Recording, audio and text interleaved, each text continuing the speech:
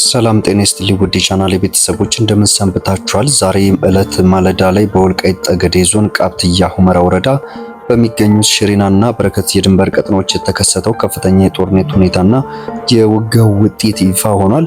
ህወሓት አርሚ 7 ታጣቂዎችን ከሱዳን ድንበር በማስገባት ወደ ወልቃይት ማይካድራና ሁመራ በመቆጣጠር ለቀጣይ የፖለቲካ ድርድር መደራደሪያ ለማድረግ ይዞታ የነበረውን ከሽፎ የቀረ እቅድ ሆኗል።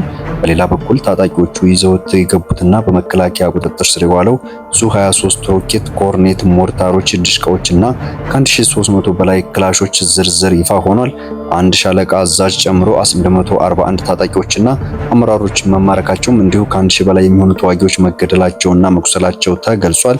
ይህ ሁኔታ ሰራዊቱ በመድፍና በድሮን ታጅቦ በወሰደው ኃይለኛ እርምጃ ሽሪናና አካባቢው ሙሉ በሙሉ በቁጥጥር ስር መዋላቸው እንዲሁም የከባድ መሳሪያ ድምጽ ሁመራ ከተማ እስከሚነዝር ድረስ የነበረ ውጊያ ሁኔታ እንደነበረም ተሰምቷል። እንግዲህ የደረሰበት ከባድ ወታደራዊ ውድመትም ተከትሎ ህወሓት ያወጣው መግለጫ እና የስፈሪ ወቅታዊ የጦር ሜዳ ሁኔታ በሚል ሚዲያዎች ሁሉ የተቀባበሉት ይገኛል። እንግዲህ ይህንን ነገር በዝርዝር የምንመለከተውና ትንታኔያችንን ሰፋ አድርገን የምናቀርብ ይሆናል።